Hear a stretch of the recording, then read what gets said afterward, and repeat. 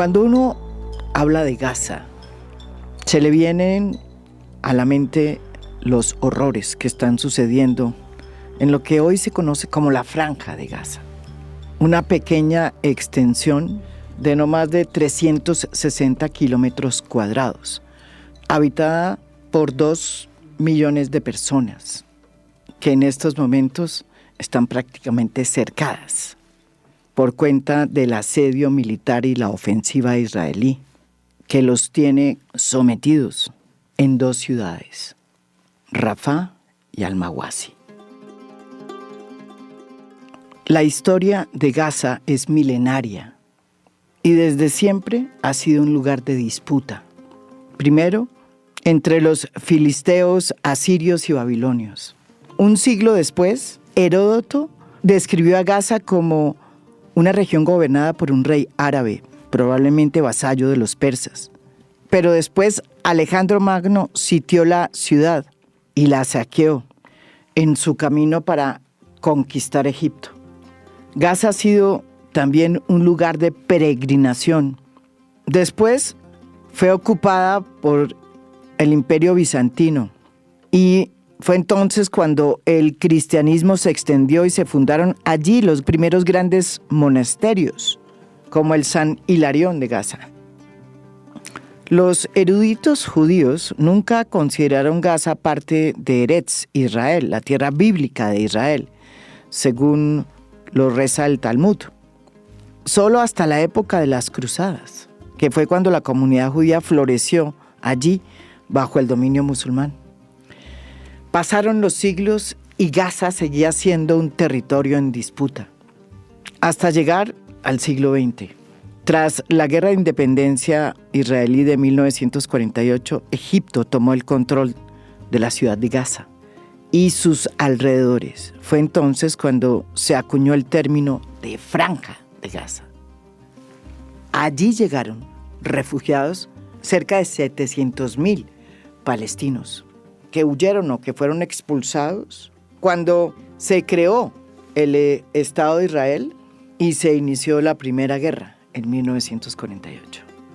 Para el pueblo palestino, esta migración forzosa que tuvieron que hacer hacia Egipto, hacia la Franja de Gaza, se le conoce como el Nakba, una palabra que significa catástrofe, porque lo que sucedió en ese momento fue una catástrofe humanitaria que tuvo origen en una expulsión masiva de lo que ahora es conocido como el territorio de Israel. La Nakba es el comienzo de lo que vendría en las décadas siguientes para los habitantes de la Franja de Gaza, para el pueblo palestino. Tras la guerra de 1967 que Israel libra contra Egipto, Siria y Jordania, este país logra aumentar su territorio considerablemente, incorporando los Altos de Golán, todo el territorio de Cisjordania, incluyendo Jerusalén Oriental, la península del Sinaí y la Franja de Gaza.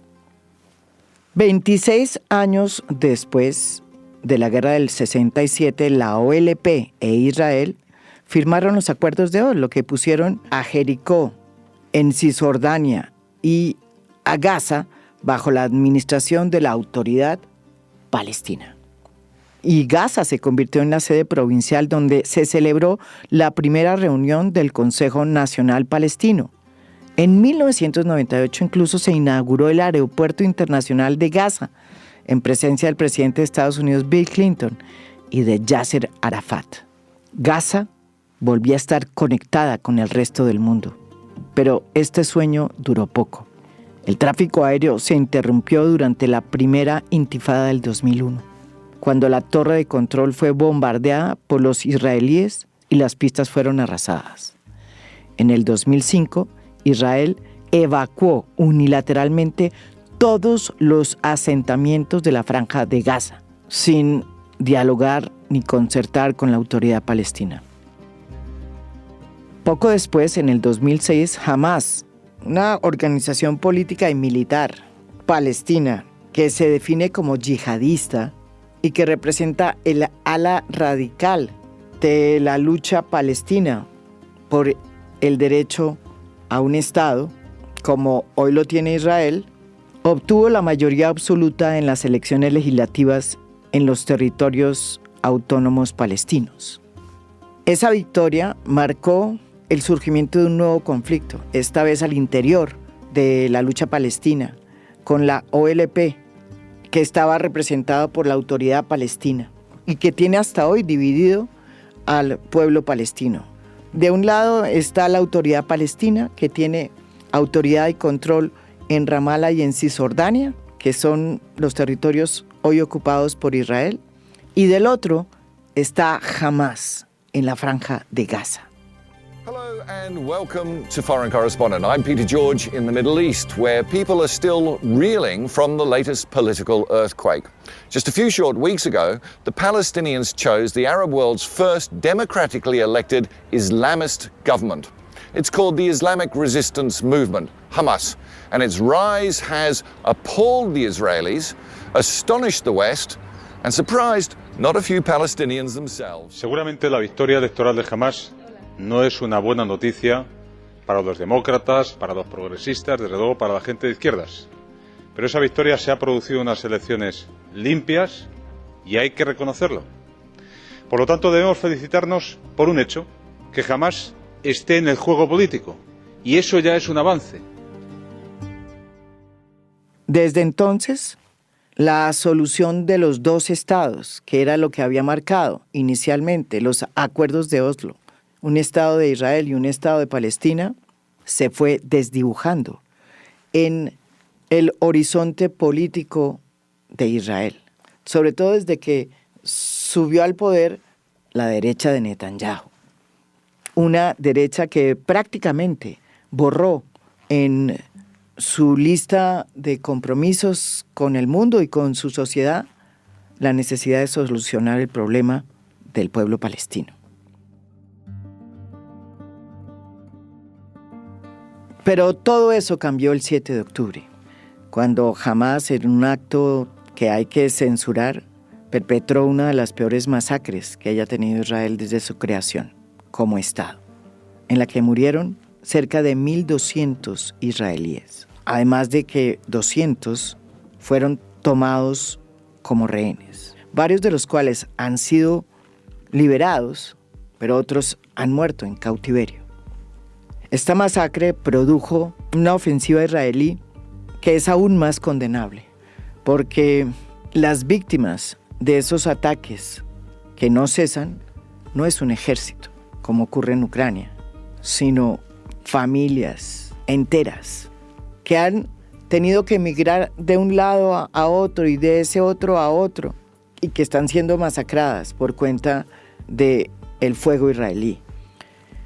Desde que comenzó esta ofensiva, que ya tiene a las fuerzas israelíes incluso en Gaza, cerca ya de Rafah, hay más de 37,000 civiles muertos, sin contar todos los muertos que han fallecido por cuenta de que no hay agua, no hay acceso a medicinas, no hay hospitales, porque la ofensiva israelí también tumba hospitales.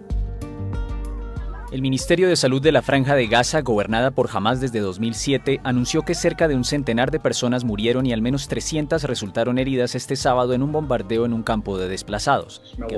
El aire estaba impregnado de olor a sangre y un trabajador sanitario limpiaba los charcos de sangre en el piso, usando solo agua porque no hay suficiente material desinfectante u otros productos de limpieza para detener la propagación de infecciones. El ejército israelí atacó Nuseirat, en el centro de Gaza, destruyendo una mezquita y la plaza residencial que la rodea e hiriendo a docenas de personas. Pero lo más grave de todo es que en este momento hay cerca de 2 millones de personas, palestinos en su mayoría, que están cercadas sin tener cómo salir de un infierno, porque Egipto cerró la frontera que les permitía salida hacia ese país y porque las fuerzas israelíes los tienen cercados y no los dejan salir ni de Rafah ni de Al-Mawasi. Un drama humano que no tiene ninguna justificación y en el que no hay ni siquiera una guerra entre dos ejércitos, sino que lo que hay es un poder que está ocupando el territorio frente a una población totalmente inerme, que no tiene cómo defenderse y que está siendo masacrada. Este drama humano inenarrable lo ha visto con sus propios ojos nuestro invitado de hoy en A Fondo. Se trata de Alfonso Artacho, quien fue el coordinador logístico de Médicos Sin Fronteras en Gaza, hasta hace poco, cuando lo nombraron aquí en Colombia como coordinador logístico. Él es ingeniero y trabaja en Médicos Sin Fronteras desde el 2006. Ha estado en todos los países donde están las guerras olvidadas. Ha estado en Sudán, en Mozambique, en Yemen, y fue durante el año pasado el coordinador logístico de Médicos Sin Fronteras en Gaza, luego de que se produjo la ofensiva israelí tras el atentado de Hamás. Alfonso estuvo en febrero y en abril de este año en Gaza. Y aquí en A Fondo lo tenemos para que nos cuente cómo fue que llegó allá y qué fue lo que vio. Bueno, estuve en febrero y en abril de este año, aproximadamente. Entré por vía terrestre desde Egipto, cruzando la frontera de Rafah. Y bueno, ¿y qué me he encontrado en Rafah? Pues me he encontrado, la verdad es que dos situaciones parecidas entre el primer mes que estuve trabajando y el segundo. El contexto es muy cambiante, pero ahí el denominador común es la violencia y los ataques continuos contra la población civil. Es decir, da la sensación, yo te estoy contando lo que te cuento es de una manera absolutamente objetiva. Es decir, yo en función de lo que yo he visto allí, que tú has visto, sin tener en cuenta quién es un bando, quién es el otro, yo lo que he visto es que poco a poco han estado hacinando a toda la población de la franja. De la franja, que eran 2 millones de palestinos. Efectivamente, es decir, poco a poco han ido empujando a toda la población desde el norte. Exacto. Desde Gaza City, poco a poco han ido empujando a la población y al final prácticamente, no sabría decir un porcentaje, pero un porcentaje altísimo de la población palestina está en la zona de Rafah y en la zona de Al-Mawasi, porque supuestamente se han estado estableciendo zonas seguras, corredores humanitarios, que luego no son efectivos porque siguen bombardeando y siguen asesinando a gente en la zona de Al-Mawasi y en la zona de Rafah.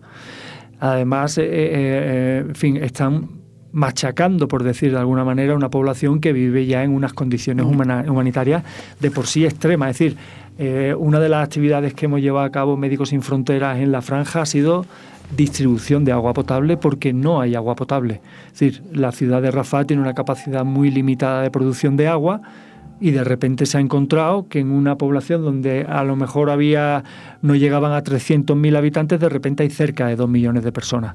No hay condiciones de saneamiento, no hay apenas asistencia sanitaria. Es decir, las condiciones de vida de la gente, es decir, los israelíes han empujado a la población palestina a vivir en unas condiciones de vida infrahumanas. Las condiciones en las que Alfonso Artacho encontró a los desplazados palestinos en Rafah y en Al-Mawasi son realmente inhumanas. Casi todos viven debajo de un plástico, pero además, como bien lo cuenta aquí Alfonso Artacho, muchos de ellos llegaron a Rafah luego de haber sido desplazados de 2 y de 3 lugares en menos de 8 meses. Ya cuando llegaron a Rafah, muchos de ellos ya no tenían nada. A ver, la gente se ha desplazado ya más de 10 veces. Es decir, primero de la ciudad de Gaza determinaron un enclave, empezaron a bombardear ese enclave, los movieron a otro enclave y así han ido moviendo a la población como si fueran ganado, como si fueran un rebaño, hasta que los han aglutinado todos en la zona de Al-Mawasi y de Rafah. Ahora la gente en Al-Mawasi y en Rafah vive debajo de un plástico, sustentado con 4 maderas. El que tiene colchón y manta es un privilegiado. Vives uno encima de otros, es decir, el grado de hacinamiento es brutal. No tienen condiciones sanitarias, no tienen agua potable. Es decir, nosotros hemos atendido en nuestros centros de atención a salud, hemos atendido a gente que bebía agua del mar y han venido enfermos al centro porque no tenían agua potable para beber y bebían el agua que podían, agua del mar o agua en malas condiciones. El tema de la alimentación, cuando de repente cierran la frontera, empieza a no haber alimentos dentro de Rafah. En el norte de la franja tiene que haber una situación de hambruna dramática, porque toda la ayuda humanitaria, la poquita ayuda humanitaria que ha entrado, se queda en Rafah. Pero no porque haya ido destinada a Rafah, sino porque nada más cruzar la frontera, los mismos palestinos saquean los camiones, ponen a niños pequeñitos en la vía para que el camión tenga que detenerse, otros niños pequeñitos apedrean a los camiones, el conductor se ve obligado a pagar el camión y se suben en la caja del camión y vandalizan la carga porque están desesperados. Es decir, la falta de alimentación, la falta de agua potable, la falta de medicamentos, la falta de atención de cualquier tipo es tremenda. Uno de los hechos aterradores de cómo es que la ofensiva israelí se está llevando a cabo es que con el argumento de que detrás de la población civil está Hamás y que detrás de los hospitales está Hamás, se han ido bombardeando hospitales en momentos en que se necesitan hospitales. Pero también se ha ido bombardeando a la población civil, a sabiendas de que detrás de ellos solamente hay familias desesperadas por encontrar un refugio y un lugar en el que puedan vivir dignamente. En solo este fin de semana que acaba de pasar, más de 320 palestinos murieron, todos civiles, producto de ataques con misiles, uno de ellos contra una escuela del centro de Gaza, donde precisamente cientos de personas se habían refugiado. Y el argumento que dio el ejército de Israel es que ese ataque aéreo se había hecho porque ese lugar era donde operaban terroristas. Una camilla andando entre polvo y escombros, una escena que muestra la desesperación que se vivió en el hospital Nasser, en Han Yunis, durante un ataque del ejército de Israel, el cual obligó a una evacuación, incluyendo a pacientes de pediatría y en cuidados intensivos. Un médico del centro de salud grabó los momentos de desesperación.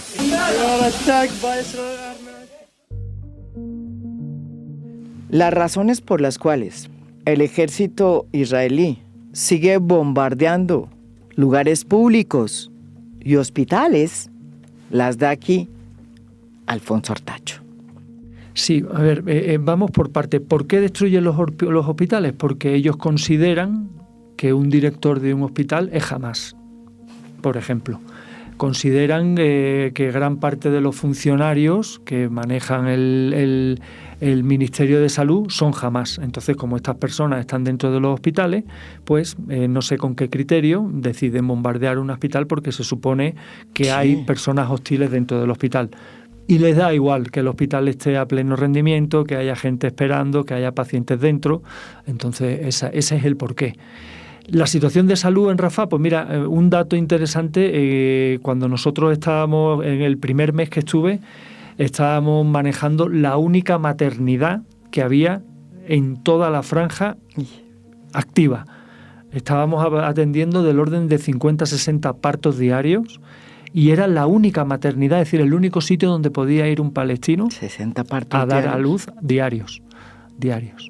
Imagínate 2 millones y pico de personas, aún en un estado de, iba a decir de guerra, pero es que eso no termina de ser una guerra, es como una masacre, es decir, ahí hay un bando y el otro bando pues está recibiendo los golpes y sobre todo la población civil.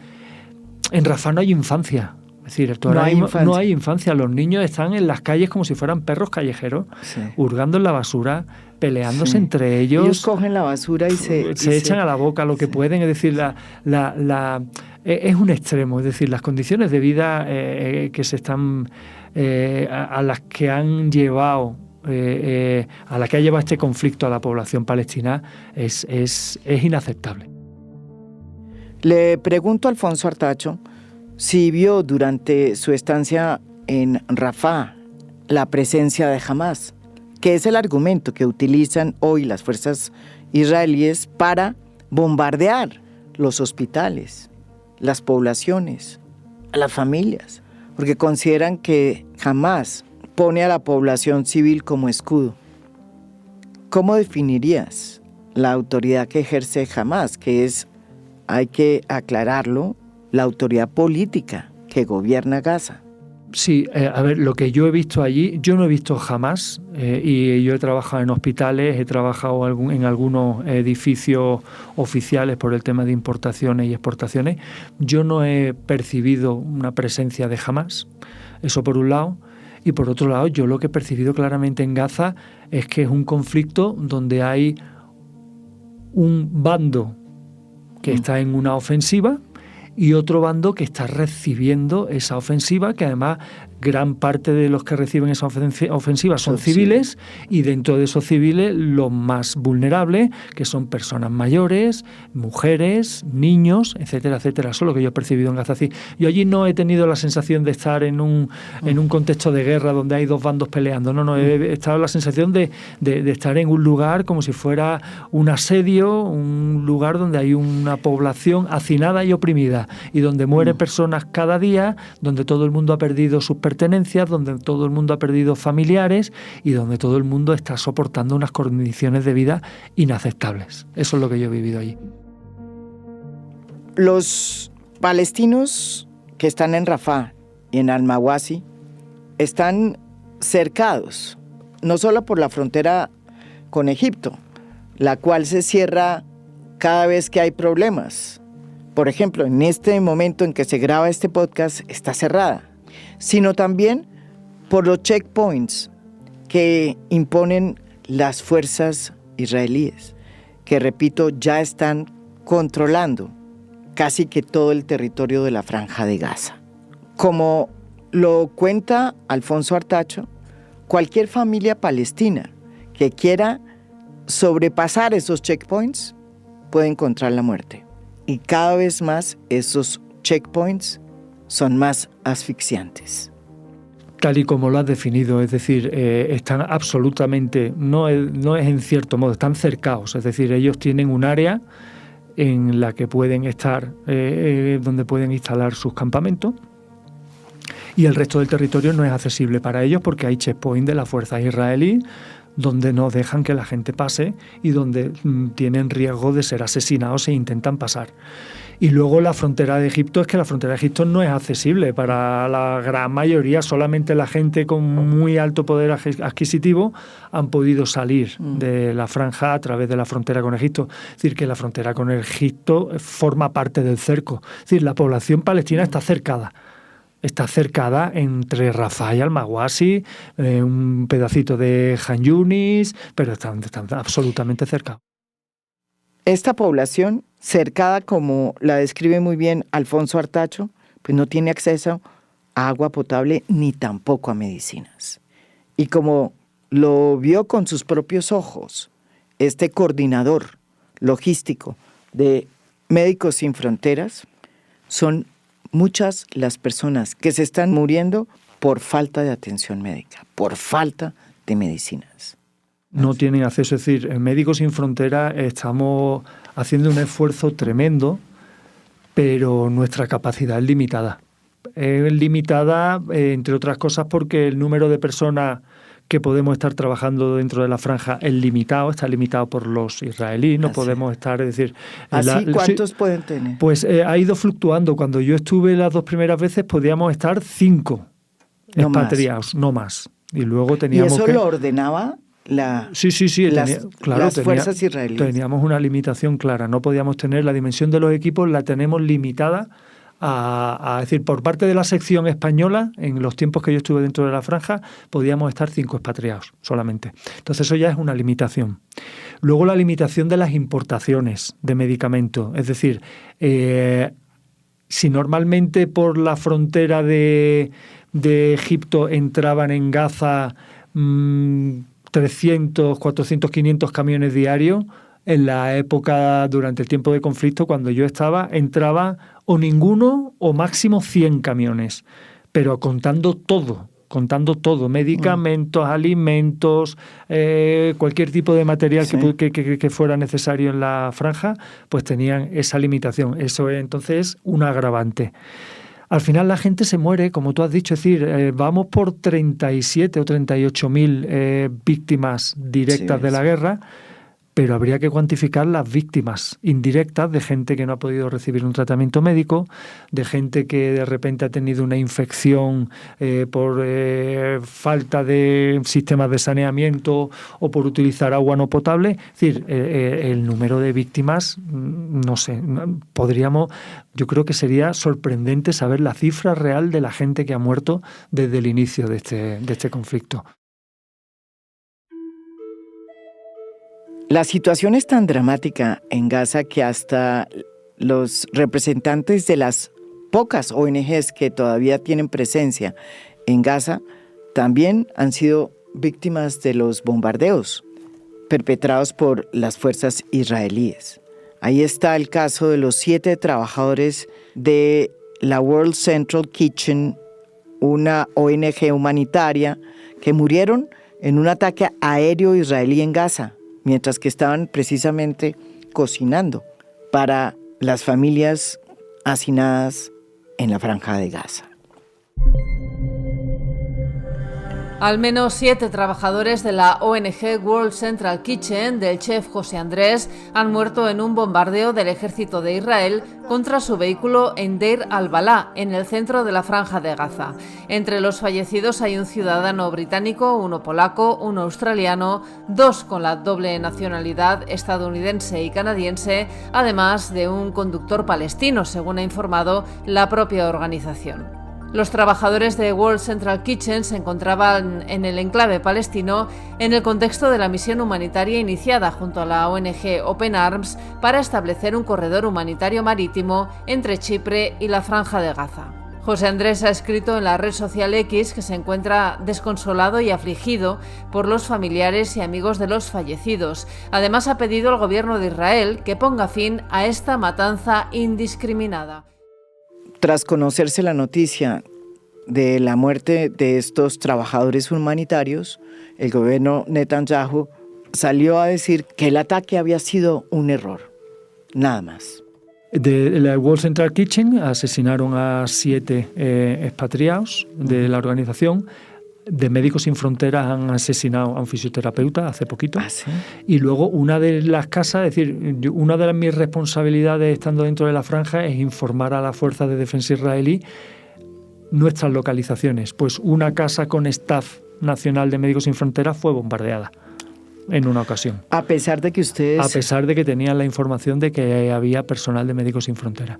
Es decir, respeto ¿qué les ninguno. dijeron cuando eso pasó? Bueno, no, es que no dan una respuesta.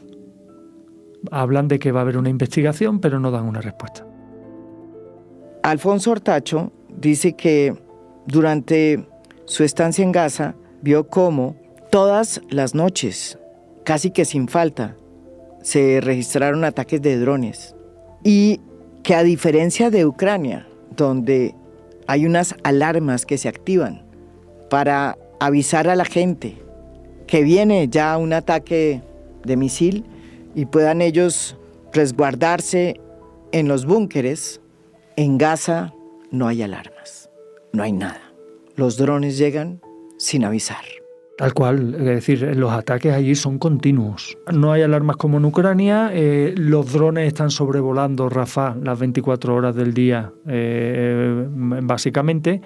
Normalmente los israelíes, a través de papeles que tiran desde el cielo o a través de mensajes en redes sociales o por WhatsApp y tal, anuncian, no siempre, pero anuncian que avisan a la población para que desalojen una zona advirtiendo que al día siguiente va a ser bombardeada, pero luego también se producen bombardeos en zonas donde no han avisado, y además que la gente ya no tiene dónde moverse. Es decir, cuando yo llegué la primera vez a Gaza, la zona de Rafah estaba súper poblada y la zona de Al-Mawasi no tanto. La segunda vez que llegué a Rafah, estaba Rafah igual de superpoblado y Al-Mawasi absolutamente desbordado. Entonces la gente ya no tiene dónde moverse. Le dicen, váyase usted de aquí que vamos a bombardear. Claro, la gente dice, bueno, ¿y ahora dónde voy? Si es que ya no hay espacio, ya no hay posibilidad de moverse. ¿Y los bombardeos son drones, son rockets? ¿Qué son? Sobre todo aéreo. Sobre todo aéreo. Por las noches se daban algunas veces combates entre helicópteros, con Apache, tanques han estado en la zona de Al-Mawasi, en Han Yunis, pero el ataque, es decir, cuando la masacre se produce a través de ataque aéreo hacia la población. Ellos identifican, con esa inteligencia militar que tienen los israelíes, identifican un objetivo de Hamas o supuestamente de Hamas y lanzan un roque desde el aire, con las consecuencias que eso tiene, con la cantidad de personas como viven confinados. Es imposible acertar un objetivo sin que haya un daño colateral importante. Entonces ahí es donde está cayendo un montón de personal civil y donde están todas las víctimas inocentes muriendo en esos ataques selectivos o no tan selectivos que están haciendo la Fuerza de Defensa israelí. Alfonso, y ustedes como Médicos Sin Fronteras o como representantes de Médicos Sin Fronteras, ¿con qué autoridad interlocutan, trabajan? Si, como dices tú, no hay casi autoridad, teniendo en cuenta que la autoridad política pues es Hamas. Nosotros como Médicos Sin Fronteras hemos tenido interlocución básicamente con el Ministerio de Salud. De resto no hay, es decir, ahí hay un vacío institucional debido a la guerra y debido a los ataques súper importantes. Es decir, por darte un dato curioso, en una población donde habitaban 300.000 personas, donde ahora hay cerca de 2 millones de personas, había un cajero automático que además lo vandalizaron la segunda vez que yo estuve en Rafah, con lo cual la gente no tenía posibilidad de sacar dinero. Es decir, yo he visto unas peleas, en Rafah se siente la violencia en la calle, la gente está desesperada. Entonces cualquier roce con el coche, cualquier acontecimiento que en circunstancias normales sería nada, acaban pegándose en la calle. Es decir, el nivel de violencia motivada por la desesperación es una cosa tremenda. Y no hay, es decir, policía, apenas ves policía, y además cuando ves policías tienes que salir corriendo en sentido contrario porque suelen ser objetivo de la Fuerza de Defensa israelí. Sí, yo he visto ya más de un coche cargado con policías saltar por los aires porque son objetivo de la Fuerza de Defensa israelí. Entonces, esa institucionalidad no existe. O por lo menos no se ve. Sí hemos conseguido tener interlocución con los directores de algunos hospitales en los que hemos trabajado, que están escondidos en los bajos de los hospitales y no asoman la cabeza porque saben que son potenciales objetivos. Y bueno, es una situación muy complicada. Y hay una ciudad subterránea. Yo he oído esa leyenda de túneles y tal. Yo no he visto eso. Yo sí he visto que en los bajos de los hospitales, pues ahí los funcionarios que manejan el hospital no están en sus oficinas normales y están en los bajos de los hospitales protegiéndose de esa amenaza que sienten, porque es una amenaza real. Alfonso, ¿con qué sensación has salido de Gaza las veces que has entrado y has visto ese horror? Tú que has conocido la cara de esas otras guerras olvidadas, la de Yemen, la de Sudán, la de Mozambique. Pues una de las sensaciones o emociones más contundentes que me quedaron ambas veces es que te dejas a tu equipo dentro. Tenemos trabajando con nosotros más de 100 palestinos dentro de la franja y al final yo estoy un mes allí, doy todo lo que puedo, hago todo lo que está en mi mano, pero luego yo salgo y vuelvo a mi vida normal, a mi mundo normal. Entonces esa sensación es muy dura y más la segunda vez porque claro, si durante un mes creas vínculo, durante 2 meses creas un vínculo el doble de intenso. Y entonces la segunda vez fue tremendamente duro el despedirme de la gente sabiendo en las condiciones de vida que están viviendo, porque mi equipo vive debajo de un plástico. Nosotros, el staff internacional, pues vivimos hacinados en una casa, pero al final es algo parecido a una casa. Nosotros no tenemos la capacidad para albergar a todo el equipo nacional y entonces ellos viven en las condiciones que viven el resto de su población, que es debajo de un plástico. Entonces dejarte una gente que sabes que han perdido familiares, que han perdido sus pertenencias, que viven debajo de un plástico, que cualquier día puede ser el último. Es decir, eso para ellos y para nosotros. Tú entras a trabajar en la franja y hoy puede ser el último día y mañana puede ser el último día porque bombardean continuamente y no hay respeto por la misión humanitaria. Y luego encima, si para hacer tu trabajo te tienes que mover por el área de los campos de desplazados, yo por ejemplo para conseguir materiales de construcción, hemos construido plantas de ósmosis inversa para poder abastecer de agua a la población, para todo eso te tienes que mover y te mueves en áreas donde en cualquier momento cae un roque, cae una bomba y se acabó. Entonces, mi gente, mis hermanos palestinos se han quedado allí y llevan 8 meses viviendo en esas condiciones. Y son meses en los que tú no duermes por las noches, porque entre el ruido de los drones y los bombardeos, las bombas hay veces que caen muy cerca. Sí, allí el clima, sí, muy cerca que te pueden llegar a tirar de una silla, ¿eh? Sí, así sí, es. muy cerca. ¿Y las bombas son bombas qué? ¿Bombas? A ver, yo no tengo mucho conocimiento de material bélico, pero son tiradas por aviones, por F-16 o F-18 y por drones. Sí. Y caen extremadamente cerca y tienen mucha fuerza. Luego otras consideraciones, es decir, el clima en Rafah es un extremo, es decir, o hace un frío tremendo en invierno o hace un calor insoportable en verano. Y ahí está la gente viviendo debajo de un plástico. Date cuenta, una anécdota, yo a mi personal, al personal logístico, con el que tengo un vínculo más directo, yo les he insistido muchas veces y les digo, tomaros días de descanso. Lleváis 8 meses trabajando a piñón y me dicen, ¿qué hacemos un día de descanso? ¿Qué me quedo? ¿Debajo de un plástico? Porque ¿qué me quedo en casa? No hay casa. Hay un plástico donde hace un frío tremendo y el suelo es un barrizal o donde hace un calor insoportable y no pueden respirar. Todo el tema de ocio está muerto en Rafah, está bombardeado o desaparecido o cerrado. Entonces la gente no quería tomarse vacaciones porque decían, psicológicamente nos cuesta menos llevar el día a día si tenemos cosas que hacer y tenemos que trabajar y tenemos obligaciones, y no querían parar, no querían descansar, porque parar a descansar psicológicamente significaba de repente aterrizar en cuál es su situación real, de todo lo que han perdido, de cuál es el futuro de su pueblo. Bueno, el futuro del pueblo palestino es crear finalmente su Estado, cosa que no ha podido. Su Estado donde todos puedan vivir tranquilos. Pero yo te pregunto, mientras eso no suceda, ¿cuál es el futuro que le depara al pueblo palestino que hoy está hacinado entre Rafah y Al-Mawasi, viviendo debajo de plásticos, sin agua, sin energía, sin medicinas y con hambre? No ven futuro, lo han perdido todo y bueno, una cosa bonita es que agradecen el mero hecho de que estemos allí.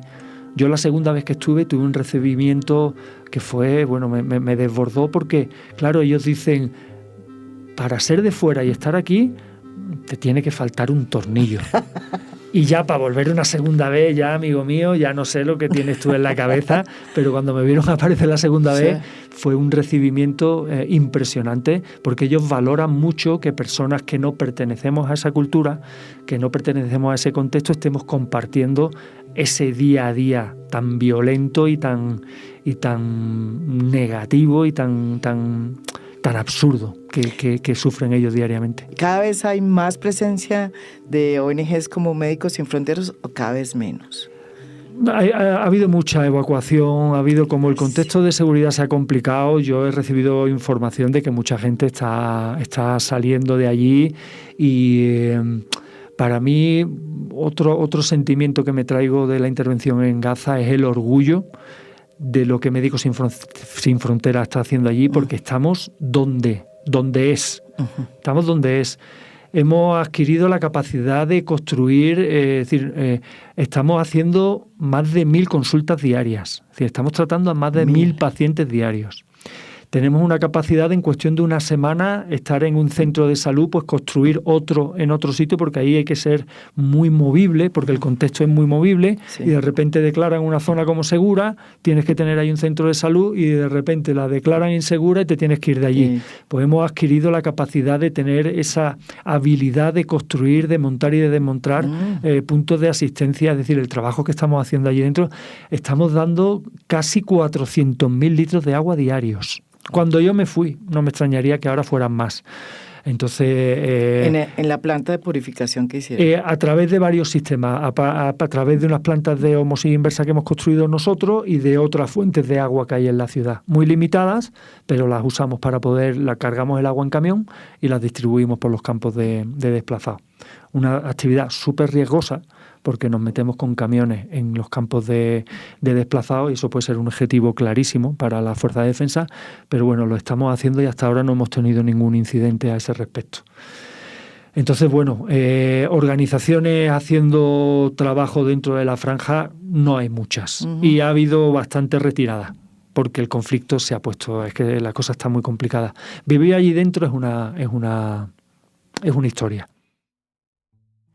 Alfonso Artacho está hoy en Colombia como coordinador logístico de Médicos Sin Fronteras en este país y está viajando a todas las zonas de conflicto para darle apoyo precisamente a las poblaciones que están siendo afectadas por la violencia y que no tienen acceso a los mínimos servicios.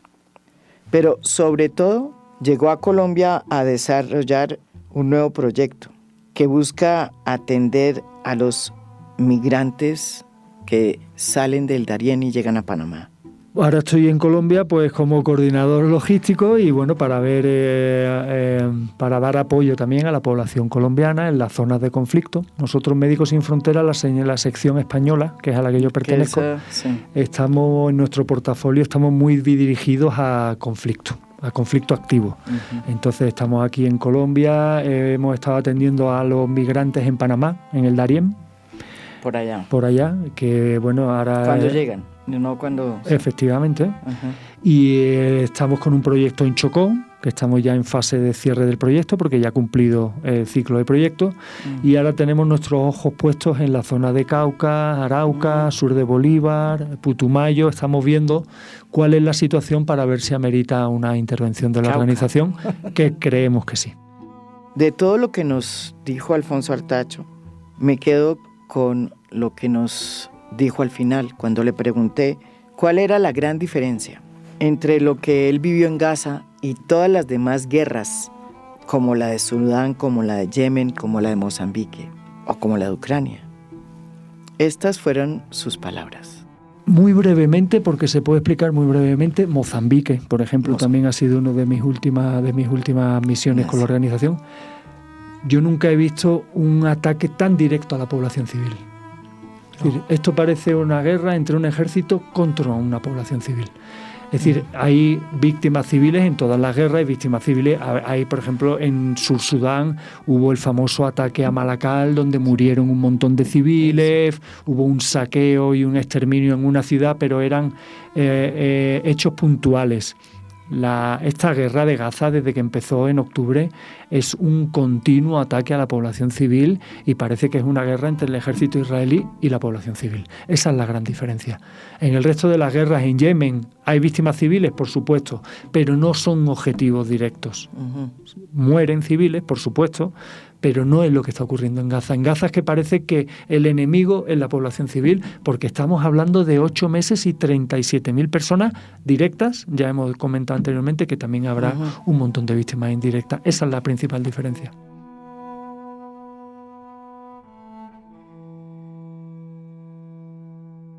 Esto es A Fondo. Mi nombre es María Jimena Duzán.